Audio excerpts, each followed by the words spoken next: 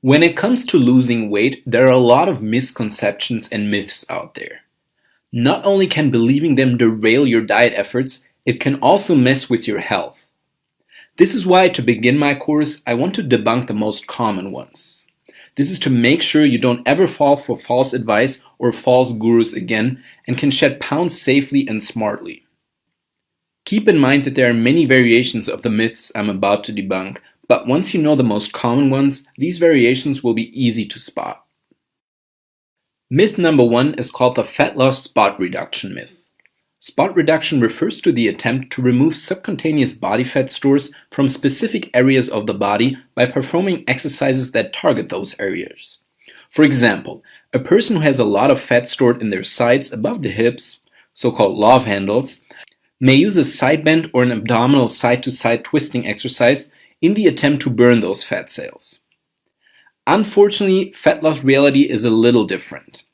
Performing those exercises may strengthen the muscle responsible for those movements, but they have little to no impact on reducing the amount of fat stored there. Fat loss will always happen over the entire body and cannot be localized. Now, of course, genetics and hormones will also have an impact on this.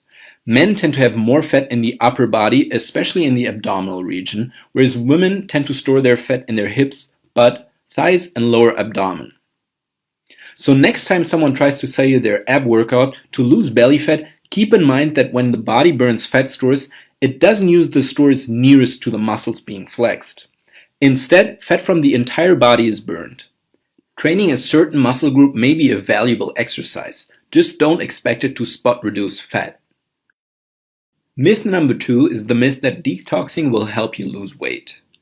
Detoxes are short-term diets that usually focus on juices or other fruits and vegetable-based products while restricting generally less healthy foods and drinks like coffee and soda. This is usually done to flush out any harmful toxins in your system. Now, the idea behind detoxing and cleanses is good. Our bodies are regularly exposed to a wide variety of toxic substances, and some of them can accumulate in body fat. However, there is no evidence that trendy cleanses or detox diets help reduce the damage or rid the body of toxins. Why, you ask?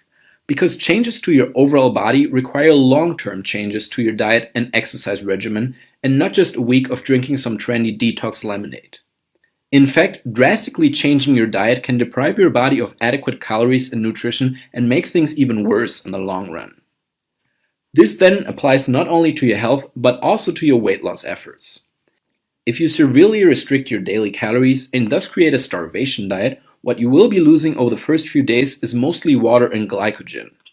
This weight will return once you start eating normal again. Also, severe calorie restrictions cause you to lose muscle, which is not what you want. The goal is to lose fat, not muscle, and you simply can't do this when restricting your calorie intake too much. Lastly, the longer you starve your body, the worse and worse you will feel. Your energy levels will crash, you struggle with hunger, cravings, and depression, and more. So instead of doing regular detoxes, make long-term changes to your overall diet and lifestyle. We will talk about what these should look like later in the course, so stay tuned for that. Myth number 3 is another very common myth that says carbs will make you fat. Telling people carbs are bad is one of the most common advices false fitness gurus will give you, while at the same time trying to sell you their special diet. Generalizing about carbs seems to get more popular by the year. Usually they will tell you that consuming carbs can lead to an increase in insulin, which will lead to more fat storage. So is there any scientific evidence to support this claim? While there is some evidence that carb can cause insulin insensitivity, this is pretty much only the case for people with prediabetes that are at the same time overeating simple high-sugar carbs. So yes, if you don't exercise and your diet consists mostly of candy bars and chocolate, then such carbs will negatively affect your health and weight. However, if you follow a well-balanced diet and exercise regularly, then quality carbs will actually be necessary to fuel your workouts. This is also why I usually don't recommend a low-carb diet unless you're completely sedentary or your stomach doesn't digest them well. Most people will be better off sticking to quality carbs, which have a lot of fiber, which leaves you feeling full for longer periods of time. Cutting carbs from your diet also means restricting your energy source and limiting your potential for muscle growth. Another common dieting myth is that fat is bad for you. Many people believe that if you eat dietary fat, you gain fat. That's why for many decades the traditional way to lose weight was to follow a low-fat diet.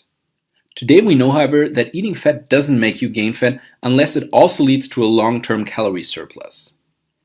In fact, cutting all your fat from your diet can be dangerous since your body needs to consume fatty acids for hormone production.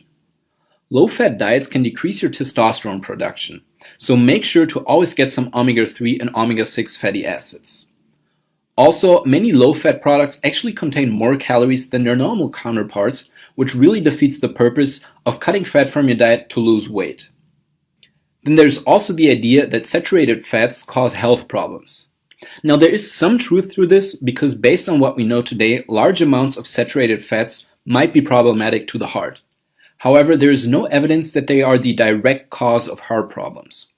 For now, it makes sense to limit them to a certain amount while sticking to quality saturated fats like coconut oil or high-quality grass-fed meat. But at the end of the day, the only type of dietary fats you should really avoid are trans fats, which can be found in highly processed and fried foods. Myth number 5 is that diet foods will directly lead to weight loss. The theory is simple. Certain diet foods make losing weight painless and a lot easier. These foods are generally labeled as low-fat, low-carb, and artificially sweetened. Now, obviously the reality is a little more complicated. Low-fat and low-carb doesn't always mean low calories, and if you're trying to lose weight, buying these treats could really undermine your efforts. Studies have shown that participants ate up to 50% more of foods that the researchers had falsely labeled low-fat than they did of the same exact foods with real labels. Why? Because most people assume that diet foods contain up to 20% fewer calories than their regular counterparts, and most don't bother to actually check the nutrition label to see if that's correct. As a result, many people will eat more because they believe it's justified. So what's my advice on this? When you're tempted to buy a snack that's labeled light or low-fat, check the nutrition label. Look at how many calories are in a serving and then compare that number with the calories in the regular version of that product. Oftentimes, they're either the same or even less. Also, never tell yourself that it's okay to eat more pizza because you chose Diet Coke over regular Coke. I know cutting out certain foods from your diet can be difficult, but if you start small, big changes will happen over time. Okay, on to the last myth on my list, which states that you have to eat clean to lose weight. Now, one important disclaimer up front. I do advise you to eat mostly unprocessed quality foods. Most people get not enough vegetables and fruits and overeat on fast foods and candy. That being said, you can lose weight even if you consume a lot of junk food.